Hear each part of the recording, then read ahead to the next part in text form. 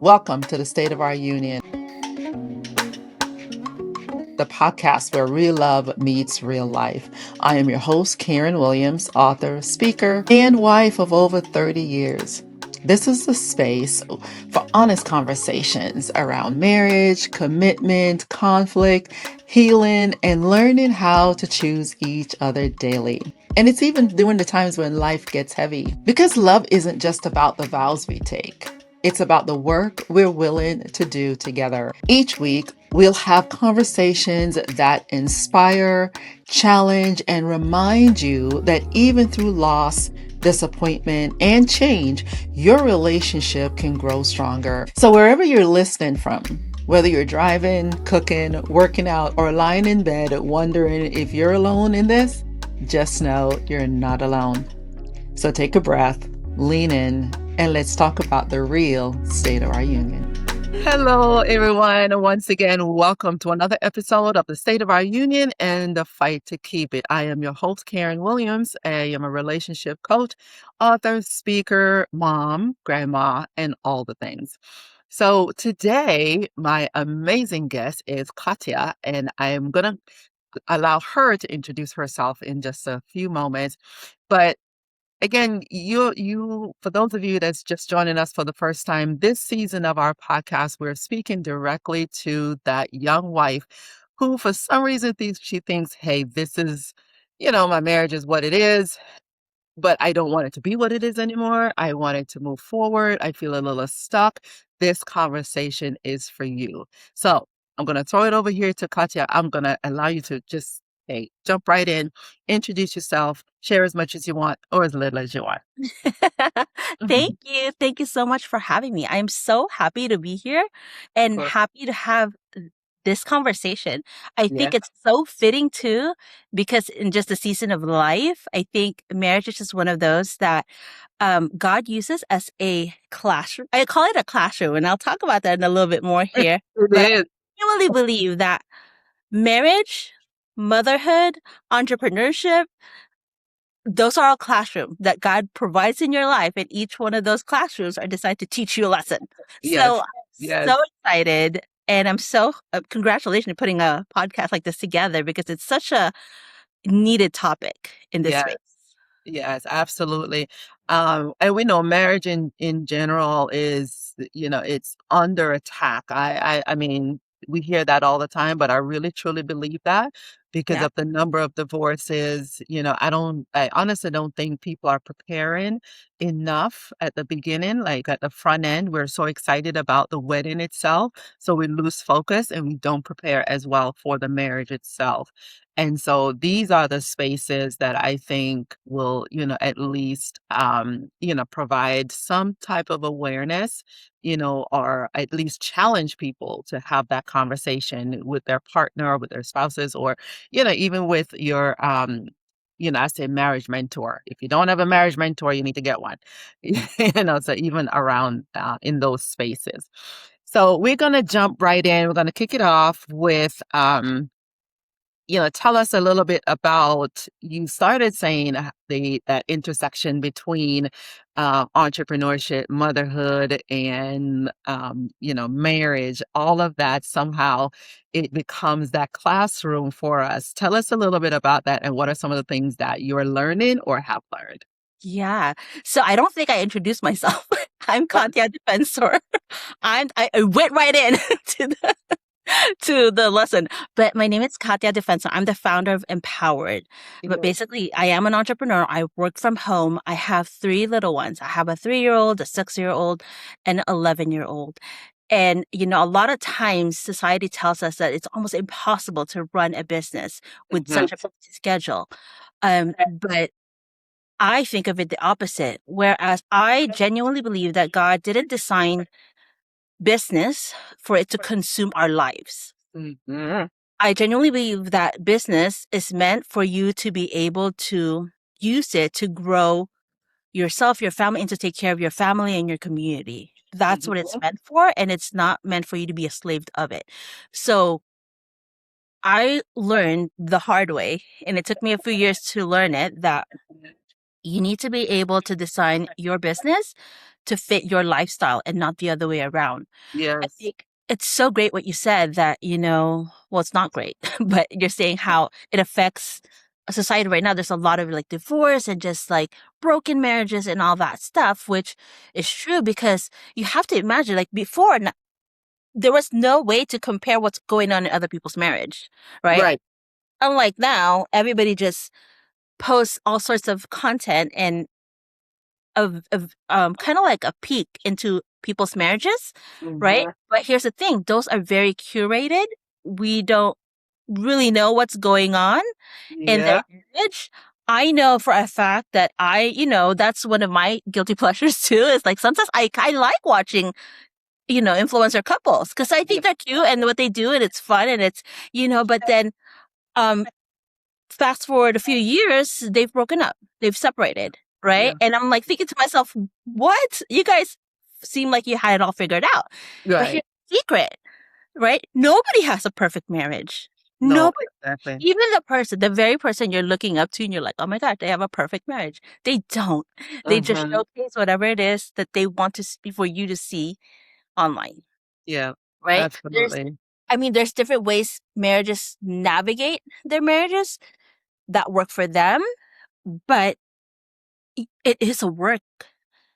Yeah. It's work, It right? is. And for it to be shown online that it's just this beautiful thing that always happens and always agrees and always just flows. Uh, I think if you go into marriage with that in mind, Yeah. there are going to be so many days that you will be disappointed. Yeah, more days than one. I More am days yeah. one of my previous guests, one of the points that she made, my friend Dr. Ebony Bell, she made a point that one of the things that her and her husband had to come to was that they had to write their own story. And it is so important that we recognize the need for you and I to step into our marriage relationship with with the pen and paper, that blank slate, and say, "Hey, honey, this is the life that we want. This is the relationship that we want to, if nothing else, that legacy for our kids because we are their first teachers. They learn relationship dynamic from us, right? And I think a lot of times because I know for me, that's always you're gonna always know I speak from my own experiences, right? And my husband and I, we did not have an example for our marriage relationship. We went into our marriage like we just didn't want to do the things in our failed relationship because we were both divorced, right? And I've always been pretty candid about that. This year, we celebrate our 34th wedding anniversary. So we've been married Congratulations. 34 years. Thank you. And the thing that we went in with was we just didn't want to do the things that failed our marriages before, but we didn't know what actually to do. Right. So we kind of, just kind of stumbled along when, we recognized patterns. We're like, okay, well, we don't want to do that because that messed up our marriage last time. And so like you said, that intersection of, entrepreneurship, motherhood, and marriage. But I want to throw that other dynamic in there. And I know you're going to talk a little bit about this, our relationship with Christ. Because if we didn't have that, and I'm here because the way God moved in our lives is what brought us to this point. Right. So I can't give an account for anybody else's relationship. I just know that's what worked for us. And so we had to have that foundation, to build on. We had to have that level of authority or that I don't know what you want to call it, but that standard to by which to live on. So tell me a little, or tell the audience a little bit about the role that whether it's the church, the word of God, Jesus, your relationship, you guys' relationship with Christ, how has that influenced your marriage? And so share a little bit about that. Yeah. Um, you know, I feel like in the beginning of our marriage, I didn't have expectations. I Hmm. didn't have expectation. I think people, I mean, I didn't, right? Like you said, I could only speak about myself. I came in, I didn't really have expectations or a list of like, I want this, this, and this, and this. Because growing up, my dad died when I was two. Right? I had a stepdad for a few years in my life, but I didn't really have like, oh my gosh, like that's a good marriage. Like I like how they are. I didn't have that, right? I had a mom who's a strong woman, and that's what I had. I had uncles and aunts, and but I didn't really have one that I'm like, oh my gosh, like their marriage is really good, right? Yeah. There wasn't anything like that. So marriage to me was a discovery, right? It was a discovery That's a of good word. yeah, That's a good word. That's a good like, word. okay, we're married, and then, obviously when you get married, there's a lot of like, um, you're now one, right? You Right, start right. living together, you start building a life together, and there was a lot of discovery there too. I'm like, Yeah. wait, what? And then obviously my husband, he has his own expectation of what marriage is. Maybe he had a list, right? I sure didn't. But I'm like, oh, okay. So at first, in the beginning, I would say I was being a wife according to what he thinks a wife should be. Right. Okay. Because I didn't have any set standards for myself. Like I didn't have any. So I'm like, oh, so he says that's what a wife should be. I should be that kind of wife. You know what I mean? So he expected like a hot meal, like a cooking and all that. That is not me. That's not naturally me. So, so obviously, Same. but we rise to the occasion. Yes, we So I'm do. like, okay, we rise to the occasion. We start, we cook, we start doing the thing, right? So, Yeah. but then because of all this, and then years into this, right, we also navigate the fact that I like my own time. Like I enjoy being by myself. I enjoy myself. You know what I mean? Like I'm okay with being by myself. And he's more of like quality time and being together, doing everything together, doing everything as a team. And to me, I'm not all about that. So there was learning with that too, right? And then there was just years of this, of learning each other, right? And the way we do life. So there was never, in the beginning, there wasn't a time where we were like, oh, we have to, I want this way, I want this. It wasn't like that. We were learning each other's Yes. how we were, right? But throughout all this, and in the beginning of our marriage, Jesus wasn't the foundation of our marriage. He didn't come up until later. And I think, and I grew up Christian. I grew up in a Christian home. Church was always very big. We always went to Sunday school. And, being Christian was very big in our family. Yeah. So there was a season in our marriage where we were just going through it. We were just going through it, right? Yeah. Personally, I was just going through it. He was just going through it, and everything was just in shambles. And I remember we were we were in Corona, and there was this church there, and that's where I found that church. To this day, it's still my home church. But I found that church, and I just like there's this hunger to just be in the Word. Every time I call it, I would be in tears because there's just this. Not that I was just, and I don't cry easily, but it was just this. You know how like when you feel when the Holy Spirit is there with you, it just brings tears to your eyes. You just know God's presence is there. So I remember every time I go to that church, I would just be bawling and. And I would be like, I would leave and I was like, oh, that felt good. So I would just go back. So it was around that time that I feel like God was really refining me as a person, right? But I say all that to say this. There's so much more that happened because this was this was like maybe 8 years ago. I say that to say this. There's going to be seasons in your life that's going to test you and your marriage and you as a person and your spouse in itself, right? But all of those, I feel like God uses to refine you as a person, right? Yeah. And that's like there's this Bible verse in Proverbs. I think it's Proverbs 4:23. It says, above all things, guard your heart because With all diligence. Yes. all things flow from it. Yes. Right? So that's why you have to be so protective of what's in your heart, what you consume, because how you act, because when you're being when there's pressure around you, when you're being tested, when you're being refined, it's like you're being smushed, right? It's like, right, that's how it feels. You're being smushed. If you were to like an orange, let's think I had an orange here, now I were to smush that orange, what's going to come out? Yeah. Orange juice, right? Yes. Orange juice already inside of it. So same thing as a person, right? Yes. When pressures, when trials, when all those things are being used to refine you as a person, the way I see it is like God is like squeezing all the bad stuff and all the goods and just refining you. Yes. What's gonna come out in your heart is gonna come out. If there's bitterness, if there's resentment, if there is jealousy, that's gonna come out, right? Yeah. When there is love and there is grace and there's empathy, that's gonna Hmm. come out, right? And Absolutely. and that's how I feel like God just really used my marriage because growing up, I didn't, like I said, I didn't grow up with a dad figure. I did have a stepdad, but I didn't have a bad childhood. Like I really had a good job. My mom did an amazing job to make us not feel like we lack or Yes. we were missing something. Like she Right. had a really good support system. She herself was like really good. So there was no like nothing missing. So I Right. feel like I wouldn't have the relationship I have now with Jesus if it Mm. wasn't for my marriage, if it wasn't for the seasons where I was really tested. Yes. Because that was Yes. the only thing that I could gravitate to or like hold on to. Because Yes. I feel like those are the only times that you could really test your faith is when you're put in situations where that's all you got, girl. Yes. Yes.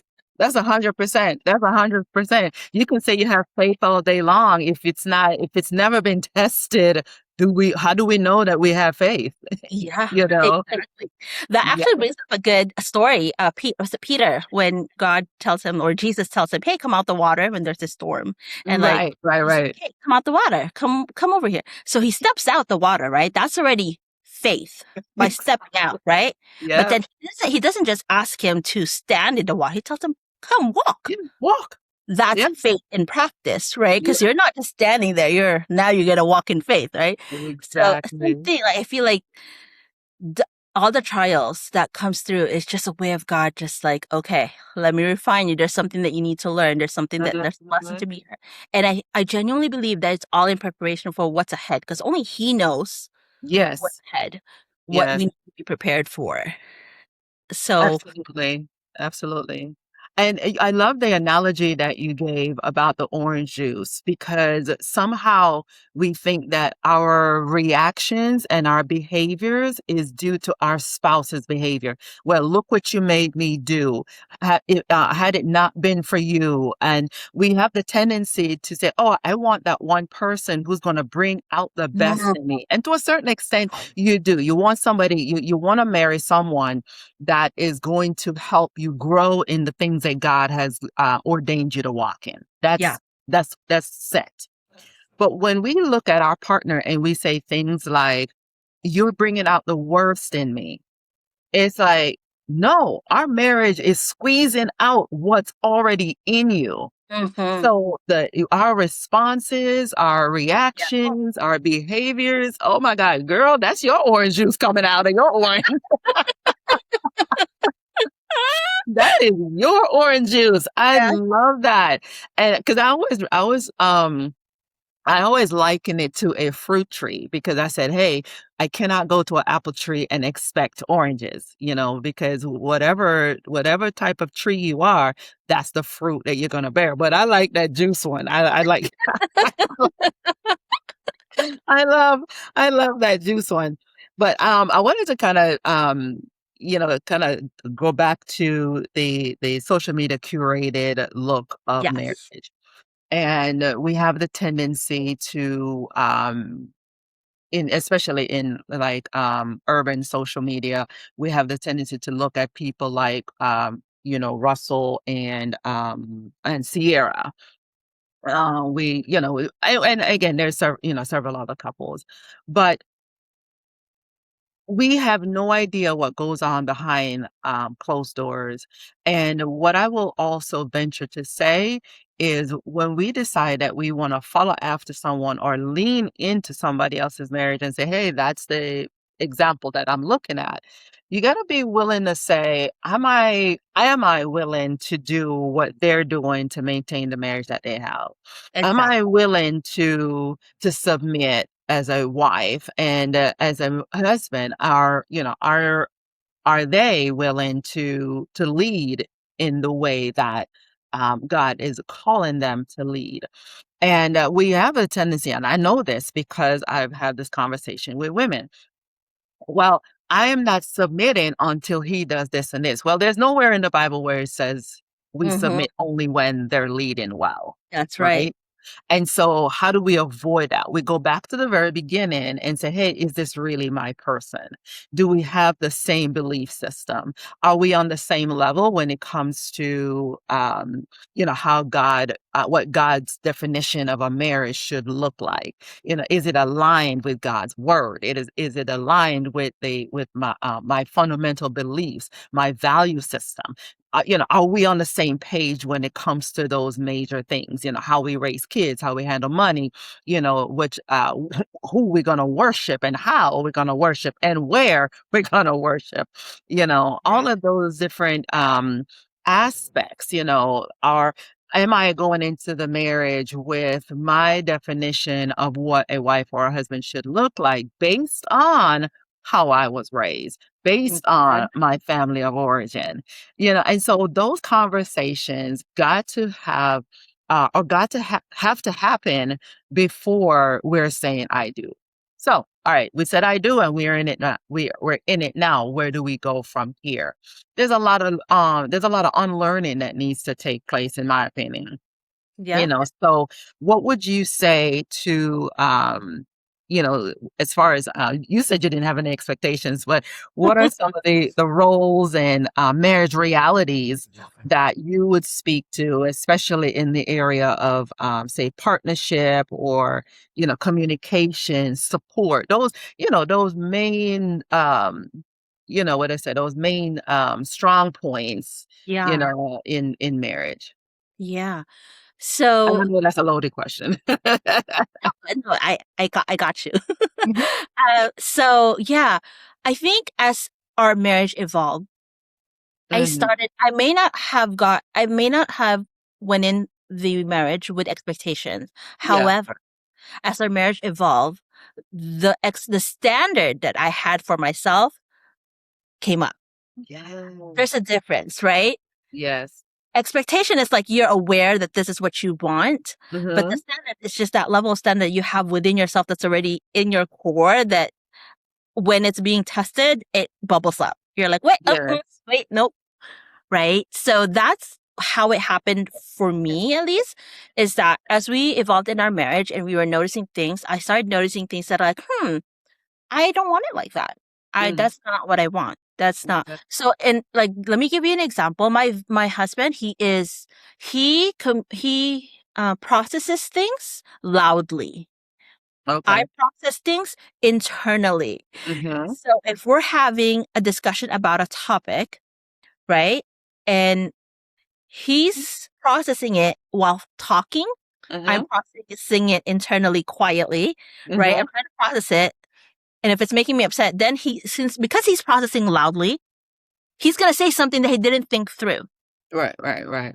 right? And then so now internally, I haven't even processed the first thing that we were discussing. Now I have another thing that I need to process. Yeah. So we needed to be like, wait, I needed to learn, for me at least, to be able to articulate what it is that I was feeling. Mhm. Because before I was very good at just like, I'm just gonna like whatever. I'm not gonna deal with it. I'm just gonna be quiet. I'm just gonna process it. You know what I mean? Like, Yeah. and I feel like that was just me being stubborn and didn't want to communicate. And I felt like he just needs to figure it out. You just need to figure out what I want, right? And and I'm very guilty of that, especially in the beginning, because I Yeah. would stay very like I would just stay quiet. You'll just know that I've changed. So I'm mad about something, but you're not sure what I'm mad about. Um, We've never done that. So there's like that in a marriage because Yeah. here's the thing, like communication, right? I think there's this misconception that communication is just talking. Right, right. It's Such not. a misconception. Yes. Communication is not just talking, it's also listening, it's Yeah. understanding, it's having empathy towards the other Mhm. person, seeing Mhm. things from their perspective. And notice And how and this here is all and and another thing, hearing the emotion that comes behind what's being said. yes, yes. Yeah. But but there's this misconception that communication is just being able to say and talk. but it's Mm-hmm. not, because if we were just to talk and both of us are talking, nothing is going to get resolved, Exactly. right? Exactly. And I think that's one of the things that so I said I didn't have a situation, but my standards started bubbling up and saying things like, okay, well, you know what? I genuinely like my alone time. So when I'm working on something, especially when I'm zoned in, I don't want to be bothered. Because it takes me so much to be able to focus on. So he knows that now. He knows that once I'm in my zone, I have headphones on, he knows not to bother me, not to like, because I get easily, if you get interrupted, at least for me, it's so hard to get back in that zone again. That's on, yeah.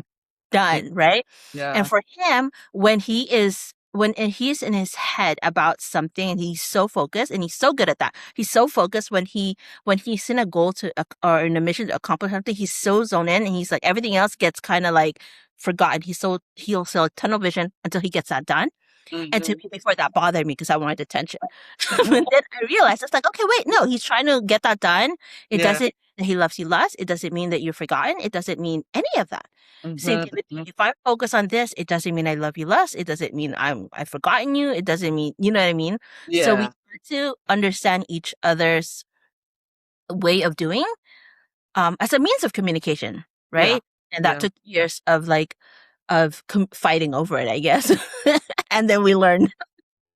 And sometimes it requires that conflict, that disagreement, because I strongly believe that the difference between the couples that make it and the couples that don't are the ones that know how to repair well after a conflict. And so when your marriage knows, or when your marriage means that much to you, you do want to invest that time and that energy and, set those emotions aside. Again, emotions are not bad, but we shouldn't be led by them. They're important, Oh, and I believe God gave them to us for on purpose. But at the same time, we do need that opportunity to say, okay, what is happening in this moment? W- what I said might have hurt you this way, and so for one, I apologize. Let's talk about what that really meant, and because sometimes we do have to um, set the problem solving aside for a minute and actually talk about what we're feeling in the moment. I yeah. feel disrespected. I felt unheard. I felt like you weren't listening, or, whatever that, whatever the way I said, the language is that we need to communicate what's happening in that moment. Because all of those things, if not dealt with, they end up being an obstacle to our communication going forward, and Mhm. that Mhm. uh, we get nowhere with that. And Yeah. I also think that when you're, when God is the center of your marriage, right? You need to Mhm. be able to pray first. Like there are days when I'd be praying, like, God, that's your son. That is your son. Okay, I'm trying to do my best here, but that's the God honest truth. You sometimes Yes. have that conversation with God. You're like, I Yeah. this way he did this. You know what I mean? Like, I know there's a lesson to be learned here. Yeah. And what is it? What is it what is it that I'm trying to learn, right? And Yeah. sometimes you gotta be candid with God about certain stuff. And you're like, I need I need the wisdom here. But, I say this the same way you're reacting to it. I laugh because I'm like, Mhm. what was that? Like that, Yeah. what was that? And at the end of the day, he has the same thing. Like, God, what's going like, look at her. That is Why your girl. What are we doing right now? what are we doing? Right. And then we come back and we're like, okay, listen, this is what's happening. But I think if you can invite God into the center of your marriage and Yes. he's that counselor that you Yes. talk to, that you seek Yes. wisdom, and you Yes. go to your Bible, like, okay, what's the Bible say about this? Right. And sometimes you got to check yourself too. You're like, okay, you Yes. know, you're being a certain way too. You're not, you Mhm. don't want this, but at the same time, you're being a certain way too. So Yes. it's also, I think marriage is such a special thing because it's the closest to you.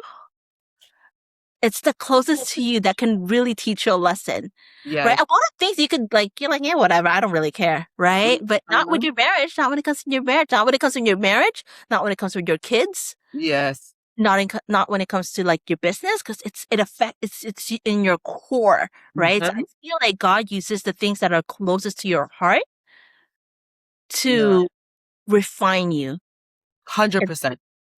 and 100%. without those, I don't know that I would be the woman that I am today Mhm. if it wasn't for those lessons, if it Yeah. wasn't for those discussions, if it wasn't for the, you know what I mean, the struggles. Yeah. Yeah. I agree. I agree 100% because, um, again, it goes back to, if we say we have faith and it's never tested or it's That's never it. tried, then, do you really have faith?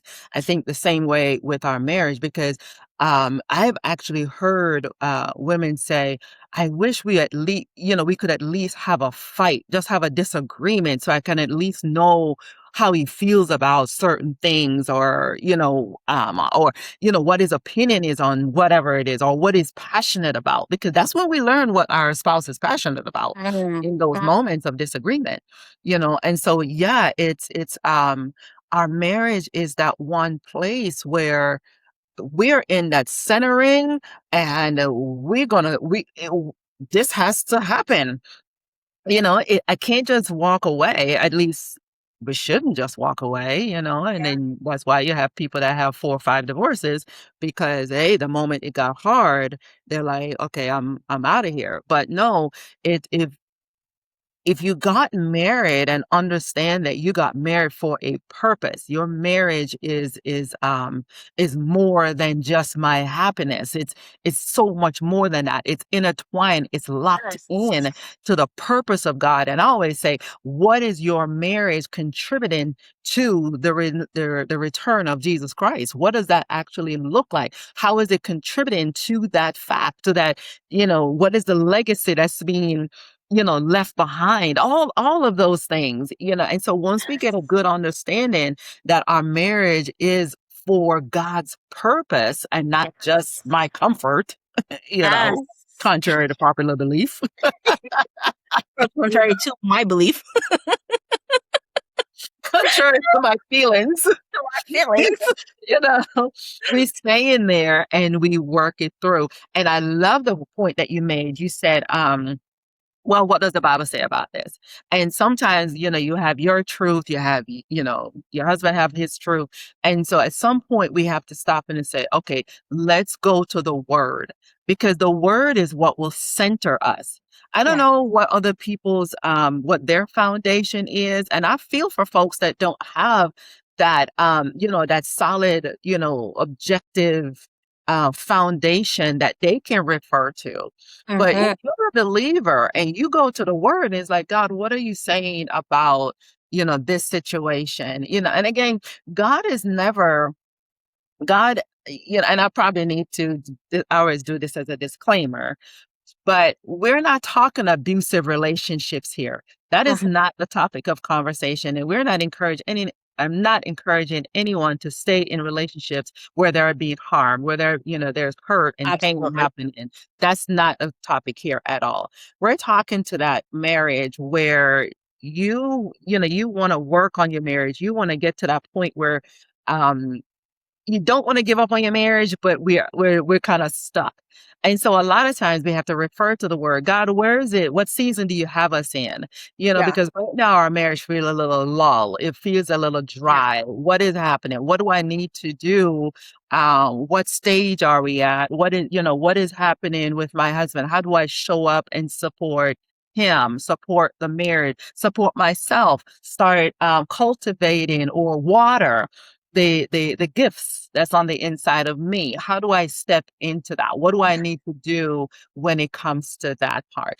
And I like the way you said it. Let's go to the word. What does the word have to say about this particular thing? Yeah. Yeah. This conversation, this hurt, this harm, this pain, whatever that looks like. Yeah. Exactly. And Yeah. there's a parable, there's a verse related to Mhm. anything you could possibly think of and Every talk. I don't want to know. It Yeah. actually supports me, and I always read the Bible. And if there's a topic that I'm like, I don't know, let me check what the Bible says about this, right? And then I go through it, and I'm like, that's so fitting. And even if I don't do that, right, and I go to church and I take my kids to church on Wednesdays and Sundays, right? Even the message sometimes is like, I was just thinking that earlier today. And then something comes up or a song pops up and I'm like, he's talking to me. I know that was for me. You know what I mean? But part of it is also having, like I said, inviting Jesus into your life, having him as the center of your marriage and just you as a person. Yeah. I don't know either. Like if you didn't have that as your foundation, like where would you go? Yeah. What, you know what I mean? So it's definitely made big difference when I started doing that, on leaning in more on who Jesus is and how big he is versus me and Yeah. versus who I am, and thinking that I can control everything. Because when you're younger, right, when you're just you're invincible. You think you could do anything. Oh no. You're We know everything. yeah, right. And when you're a little older, especially when little kids look up to you, you're like, now what, mom? You're all of a sudden you're like, I'm nothing. I don't have anything figured out. You know, and you're like, God, I was just kidding. I don't have anything figured out. Just kidding. I was joking. God, I was just playing. I don't know anything. I was playing.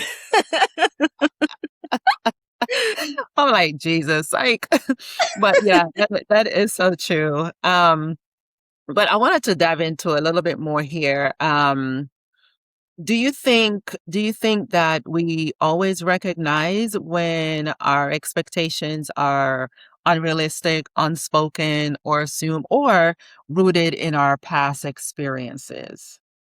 That's a really good one, because it wasn't maybe a couple years ago that I didn't even realize that, because like I said, when my dad died, I didn't feel any lack. There was no part of me who said, oh, I missed out on something. There was nothing like that, right? But it wasn't up until a few years ago that I realized, wait, it does have an underlying effect in me, right? Because growing up, I always heard the stories of like, oh, when your dad was alive, you were his favorite. You were his favorite. Like you were the apple of his eye. You were like his favorite, right? So to me, in hindsight, if my husband doesn't give me that, I feel, you know what I mean? If that, I don't feel like I'm the apple of his eye. If I don't feel like I'm the favorite, something in me is like, oh, something is off. We're about to start a fight.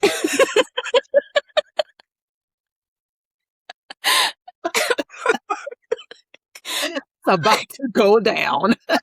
Go down.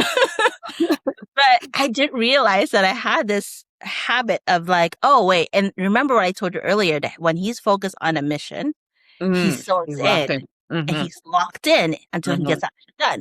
Well, how does that work for me when I want to be the apple of the eye? You know what I mean? Like, how does that work? It doesn't. So now I didn't realize that I had that. And I got that from being told that, hey, your dad, you were the apple of his eye. You were like the princess. You were this, you were that. Right?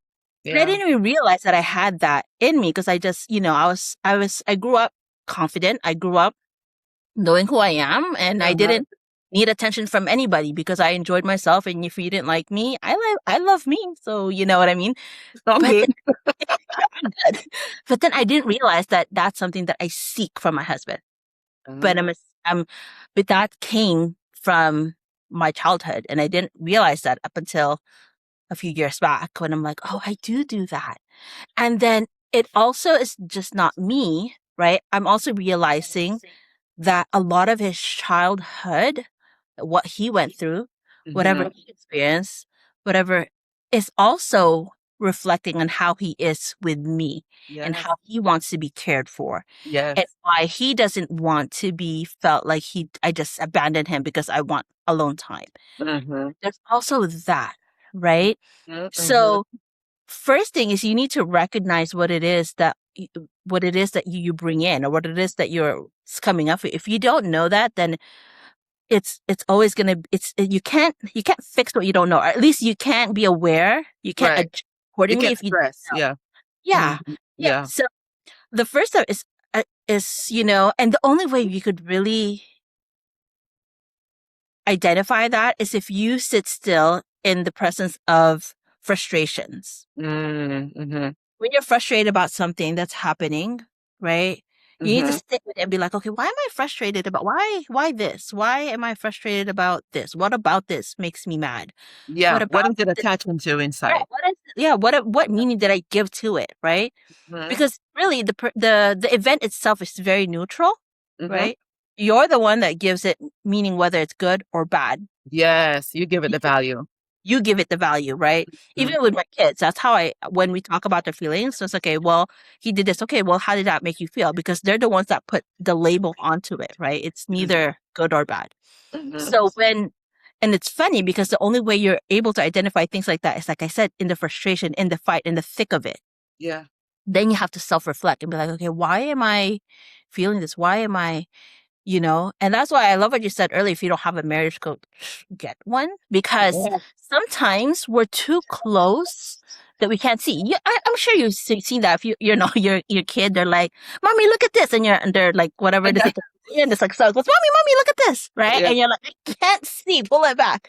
Uh-huh. Sometimes it's like that in marriage too, right? Sometimes you're so close, you're so in the middle of it that Yes. you can't see, right? Yeah. Absolutely. And the only way I was able to and the only way I know that you could identify those things is when you take a step back, when you're frustrated, when you're upset, when you're in the thick of it, and Yeah. then really analyze what it is. Aside from that, you really need to have somebody that you can talk to and Yeah. trust Yeah. and Yep. trust and trust. Again, And I'm gonna trust. and And trust. trust. Yeah, And and trust. trust. Because not all advice is good advice. No, no, no. And I'm glad you brought that point up because a lot of times people are advising from their own hurts and their own pain. And you have to be cautious of that as well. And so you want to keep an eye on what fruit are they bringing to the table? How do they navigate their own marriages? What are some of the like you said, when they get squeezed, what comes out of them? What are Yes. some of the things that they say about their spouse when their spouse is in Yes. their presence? You have those are the things you want to look out for when you talk about a mentor or a coach or that type of thing. I get when, people on the internet said, "Oh, I wouldn't I didn't feel comfortable working with you until I met you in person." That's cool. That is okay. And so a lot of times I show up on social media with makeup, without makeup, you know, walking, not walking, in my house, wherever, because that's who I am. I show up in these different spaces, but you're always gonna get the authentic me. You know Yes. what I mean? And so Yes. yeah, that is And so that's so good. important. We were just talking about that, me and my husband, the other day, where we said, you know what? People can say the most beautiful things. People Mhm. can say what they think you want them to hear. They can. And on social media, they can curate what they want to say. They can now script what they want to say Yep. or how they want to be perceived, right? But at the end of the day, it's what's in your heart. It's your action that's going to speak That's it. louder than any script out there that you could curate. 100%. It's what's in your heart. 100%. Yep. Yeah. 100%. Um, when you mentioned that your father died at such a young age. And so your example was really a strong, independent woman. So how do you go into marriage being strong, independent, opinionated, smart, all of those things, and because that's a legitimate question when especially when you're talking about marriage, you know, and I am a woman that believes that yes, we are called to submit to our husband, but when I submit doesn't mean we come like under his what they say under his command. My husband is Mm, not a commander. My mm-hmm. husband is a leader with a mission, and I submit to that mission. So tell me how did you step into marriage, knowing that, hey, I can do life by myself, but, I'm going to go do life over here with this person. Yeah, that's such a great question. And there are days when I look back to how we started, And there were friction there where I am opinionated. I do speak my mind. I'm not the type to just sit back and not have an opinion about things. So the good thing is that my husband, um, he,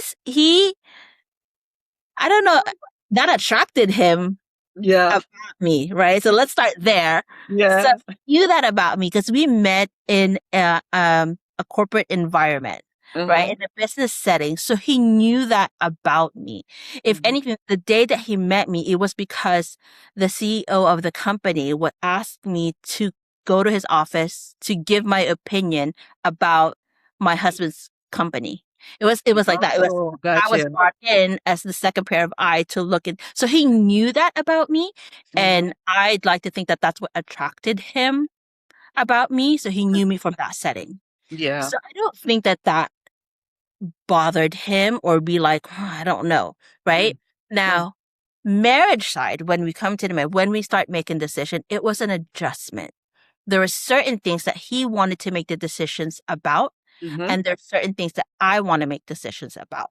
And those are the things that we kind of had to learn about each other. Yes.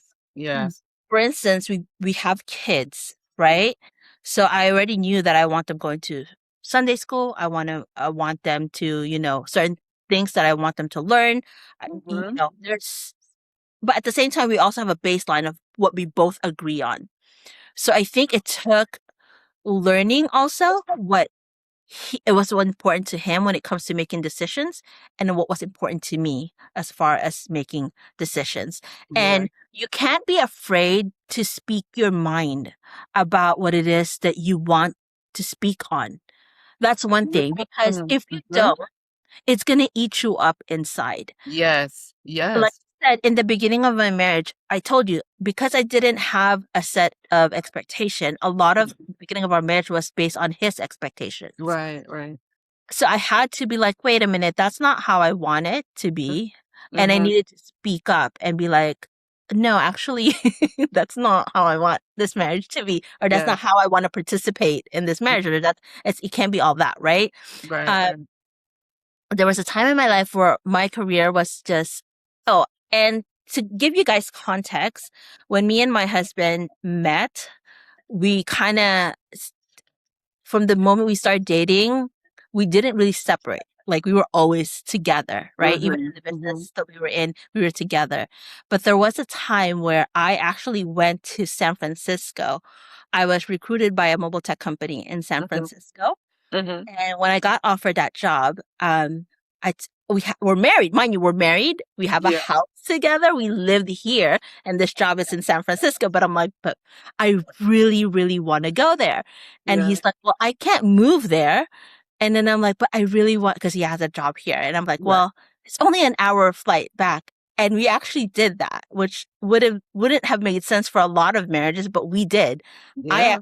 I actually went to San Francisco. I was there for about 3 years. I had a place there and everything. I flew back and forth for a while, but those are the things that made me that I respect about my husband, because he allowed me the opportunity to explore what I wanted to explore. Yes. Yeah. Was that right? Yeah. He's the type of person who's like, well, I'm not going to prevent you from wanting to, like, if this is something that's important to you, then you do that, right? And but does that mean that we just get to coast about our marriage? No, if anything, we had to work harder. Right. Right. I coordinate everything. Like I said, I'm a big believer that your career, your business has to fit your life, not the other way around. So I made it work. I would book flights back and forth. It was an hour flight to Ontario. And then I would fly back, and I would be there in a week. You know what I mean? So I made it work. Made it work. We worked extra hard because of it, but we made it work. Yeah. So those are the little things that I hate saying the word compromise, because compromise makes it seem that someone is losing or like you both lost. Yeah. Right? But it's an agreement between the two people that this is what you're okay. You're like, I'm okay. We're going to make this work. Or, you're going to be happy. I'm going to be happy. We're both going to be happy. We're both going to win in this. Yeah. That's That's what I want to take out of it. It's not so much as a compromise, but Mhm. like an agreement between the two is like, okay, this is what's got to happen for it to work for both of us. Yeah. And it sound I mean, you said 3 years, so it was just a season. It was a season that, "Hey, this is what we're gonna do. This is a challenge for right now." You know, what, again, when you when that's squeezed, what came out of us? How do we grow going, going through that? Rob and I are both, we both met in the military, actually. We were in South Korea at the time on a remote assignment, Wow. and it was a season. We met a lot of, at the time we met a lot of people that were there without their spouses, and so to me it's no different than a military family that had to be separated for a length of time. You wouldn't say, okay, well, now you're compromising your whole marriage. Well, it's a mission. Well, same thing here. Sure. And so I agree with that. One of the things you mentioned was how he was, you know, he basically created the space for you to pursue the things that were dear to your heart. In other Yeah. words, he didn't just see you as a wife. You are a whole woman, a whole person that have dreams and desires and ambitions, and I love when our husbands come alongside us and say, okay, babe, whatever you want to do, I got you know, because, most people know that, as a author, speaker, coach, there are times when I travel and my husband can't come along with me, but he's okay with that. He's good Yeah. with it. And, Yeah. as a matter of fact, he's the type that he likes being in the background. He likes staying in the back of the room. He's like, sometimes I'll drag him on stage and he's like, how did I get dragged into this? But he's my support beam. I can't do any of these things that I do without him having my back. And so, um, a lot of times we as wives, we keep we put a blanket on ourselves, and we don't speak up when we need, we think that's, of course, we want to be heard. And so I think in a healthy marriage, since this podcast is really being targeted to wives, you need to let your voice be heard, Yes. by Absolutely. any means necessary. And I don't mean getting crazy. Still stay respectful, still honor your marriage and honor your husband.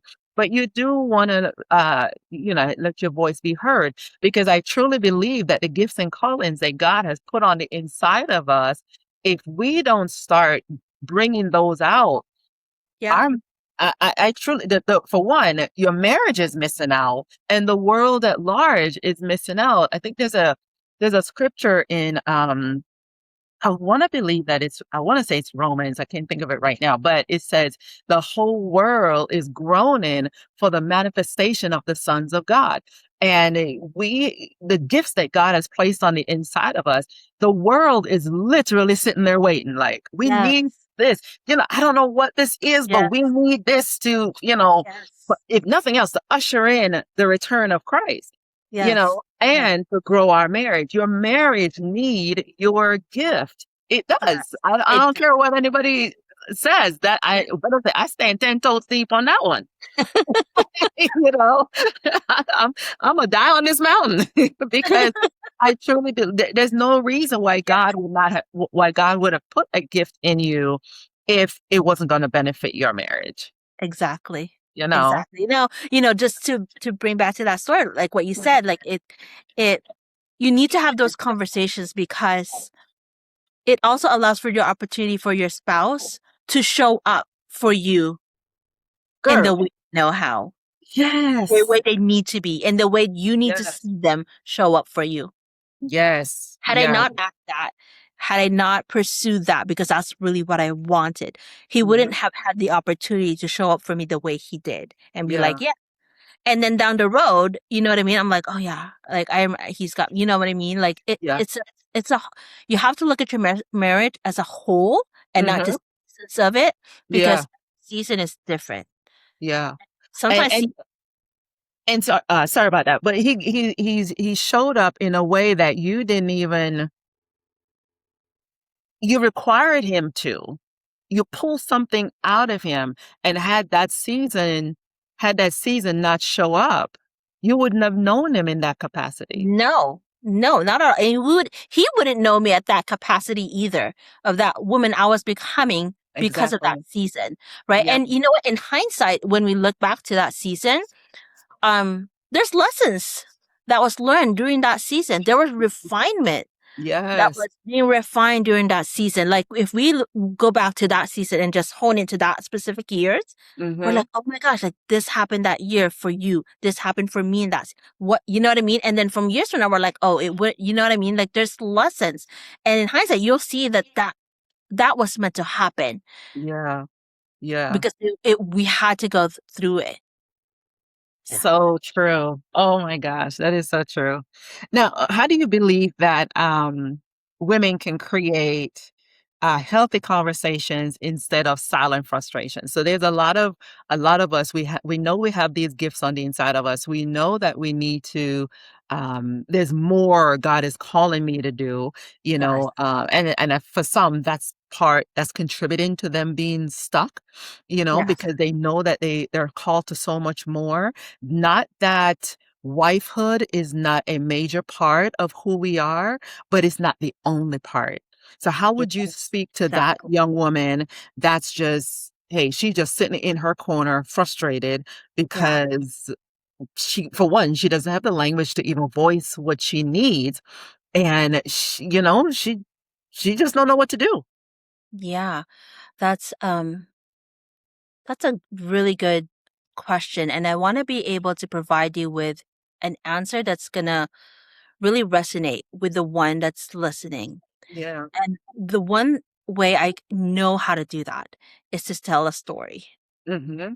So a few months ago, I was in a season where I was saying to myself, man, I have a business. But a lot of my clients were very remote. So all Hmm. I did was just talk to people on Zoom. Yeah. Right? I felt very disconnected to the world. I have my kids, obviously, I love hanging out with them, but it just something was missing. Something was just it's missing, and I Yeah. felt stuck, like, "What is it? What's going on?" Right? And I was praying over this, and I didn't really know what to do. And I don't know which Bible verse it was, but it was something along the line that, life is meant to be lived in a community and Hmm. not in isolation, in meaning, like, you need people. It's not just you. Yeah. Yeah. Right? Yeah.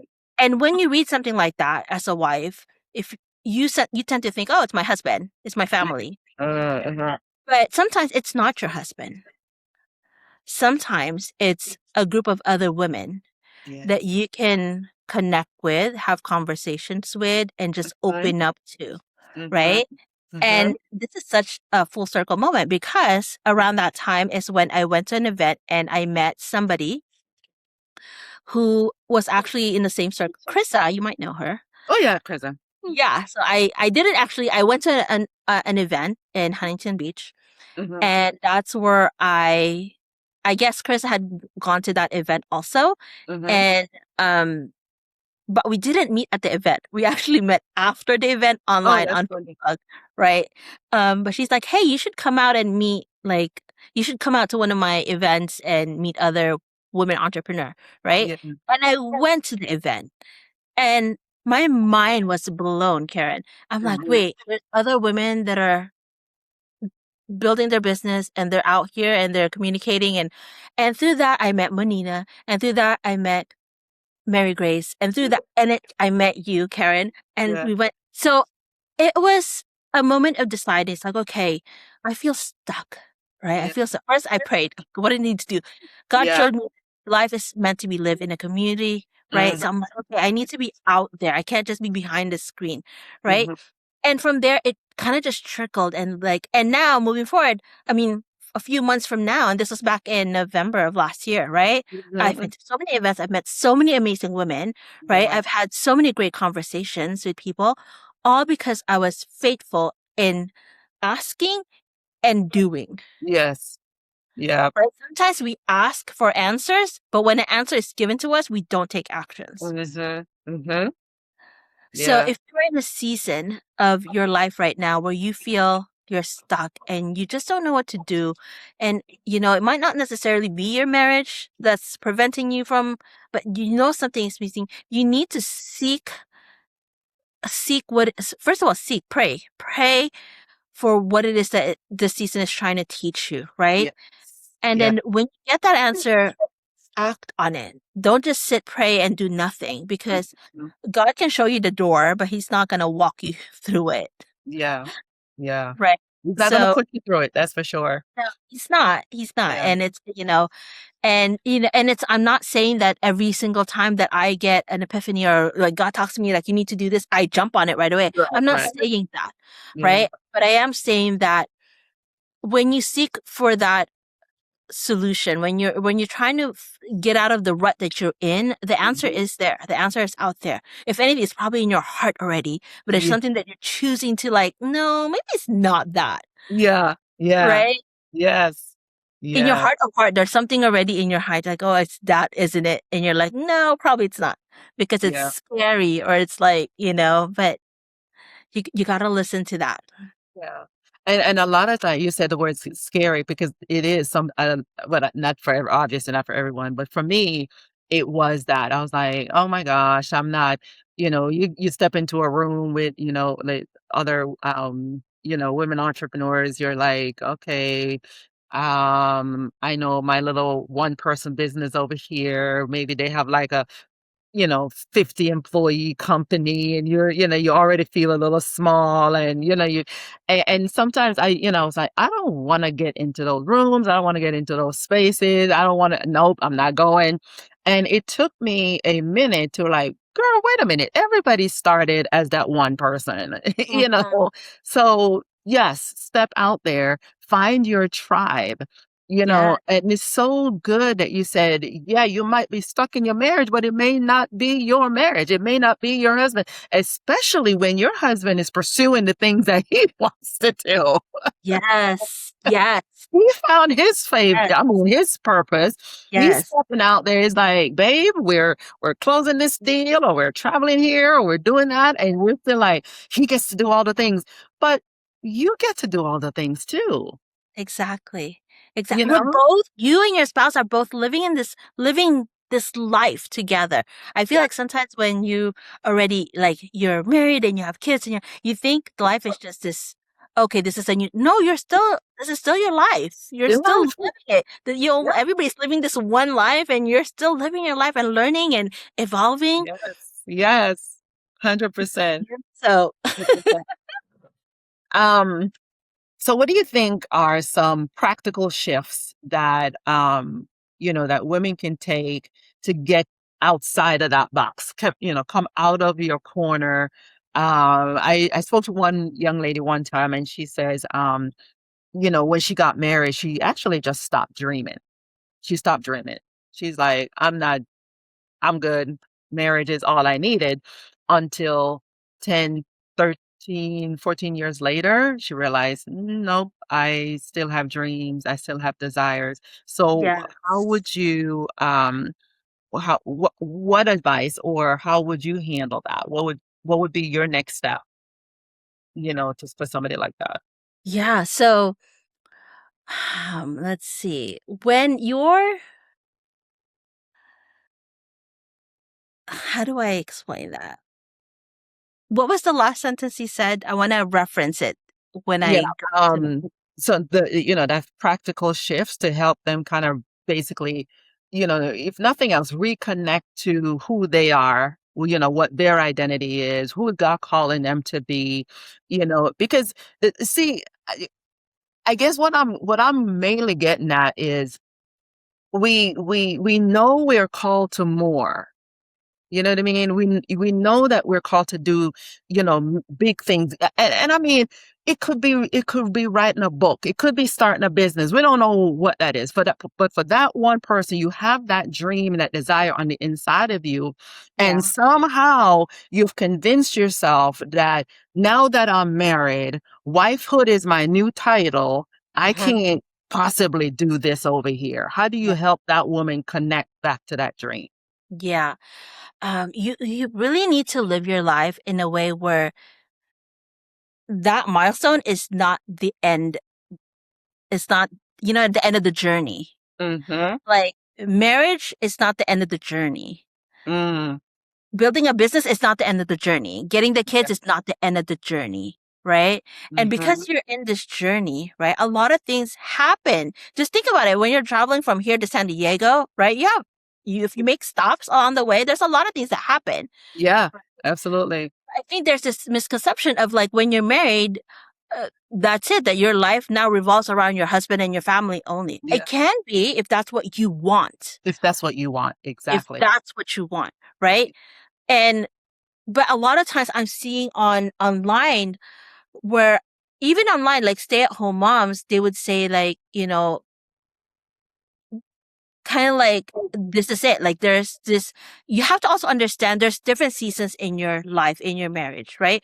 When you have Mm-hmm. little kids, there's very little things you can do in the beginning stages of that, right? That you Yeah. could do for yourself because Mm-hmm. as a mom, we're built to be nurturers. So we Yeah. spend a lot of the beginning years of motherhood nurturing our children, catering to our Mm-hmm. children, right? Mm-hmm. Mm-hmm. That might not be everybody, but for the most part, that's what you do. But I love how, like, you know, stay at home moms, they found joy in that by creating content around their motherhood. And some Yeah. they even poke fun at the hardship of motherhood. And I love watching those because they're articulating the words that I was thinking during that season, That same season, right? motherhood. You know what I mean? It, So in every season of life, you have to have the shift of like it seems like you're the only one going through this, but you're not. You're not alone. yeah. Okay? Other women are going through this, Yes. right? Yes. And it's just a matter of being able to find people that you could trust, that you could speak with and share with Mm-hmm. them. And that's why I think mom groups, they're so underrated. But Yeah. being part of mom groups really helps you because, you know, being part of a entrepreneur women's group is so important because Yeah. you just have certain hardship that you guys go through, that you could like, hey, I'm going through this right now in my business, I'm going through this right now, and that's so important.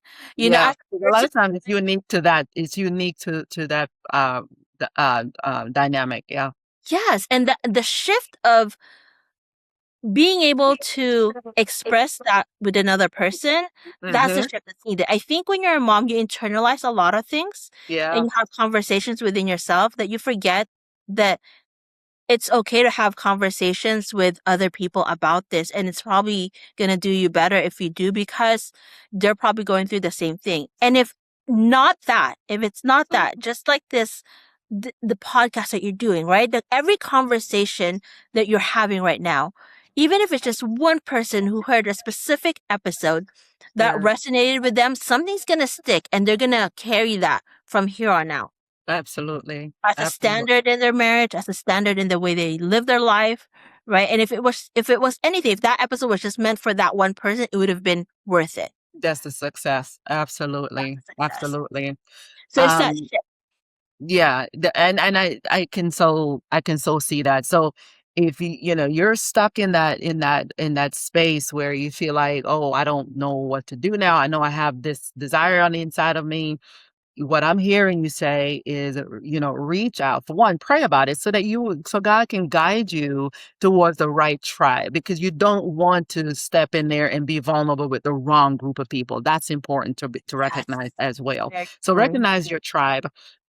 And so you spoke throughout the conversation. You've mentioned, your business, your marriage, and the kids. That's obviously that's your trifecta. you Yes. know. So talk a little bit about your business. What is it that you do? Who you help? And if there's anybody in the audience that do run a business, may think, they may want to pop in and see you and meet you or Yeah. whatever. So tell us a little bit about that, and how it fits into your life. How have you made it fit into your life? Yes. So I'm a big believer that um financial well-being Mm-hmm. right, of a family affects whether it's stressful or not stressful, whether there's arguments or no arguments or Yeah. unnecessary arguments, right? Finances is one of those things that affects household more Mm-hmm. than anything else, Yeah. right? Yes. So in my business, I work with a lot of local businesses Mm-hmm. because local businesses really um, contributes to the community. It contributes to the community and just the neighborhood, right? Right. So my way of thinking when I establish my business is that, hey, if I can help businesses succeed in bringing revenue into their business, then Mhm. the families in the community will be taken care of, Yes. right? Yes. So if anybody listening is in the season of they're building towards a business where they want more consistent revenue, where a business is something that they're building towards a business that doesn't consume them, but rather allows them to edify their family and their community, Mm-hmm. I would love to talk to them. I would love to have that conversation because I feel like a lot of businesses they created their business and they really didn't have the conversation of how to grow it properly, Mm-hmm. not Uh-huh. because they didn't know how, because obviously they launched their business, but Yeah. launching a business and being able to provide the service looks very different from being able to consistently get consistent customers, consistent revenue, consistent all that, right? Mm-hmm. Mm-hmm. So my business is really educating and working with local businesses to be able to build a business that's going to support their family and support their communities and ultimately help grow the kingdom of God. Yeah. So Yeah. if anybody's working towards that, then I would love to connect with them. Yes. And you're in Corona, California, right? I'm in Eastville. Yeah, it's near Mhm. Corona, but Eastville, California. And then they could connect with me on Instagram. I'm sure it's Okay. going to be in the show note, but it's Katya Yes. Defensor. But yeah, I would love to connect with them. Yes, sounds amazing. And for the audience, and I always leave a lot of stuff out of my intro because I'm always so I'm ready to get into the conversation. But I'm here in Las Vegas, and so I know you work remotely with a lot, with a lot of your customers. You mentioned Yeah. that in the conversation. So you don't have to be in California Yeah. or in the Corona area to work with Katya. You can reach out to her even if you're in Vegas, if you're listening from the East Coast. I have listeners all the way in Iceland and some parts of Africa and, China, Japan. So wherever you are, social Oh, that's media right. bring us all together. So reach out to her and have that conversation. Katya, I mean, we could talk all day long, and I We really so can. appreciate you taking the time to carve out this time so we can have this conversation. For those of you listening, again, reach out to Katya. That her information will be in the show notes. And so, hey, connect with her and see how she can be of help to you. Again, thank you so much for joining us on another episode of the State of Our Union and the Fight to Keep It. Again, it's Karen Williams. Talk to you soon.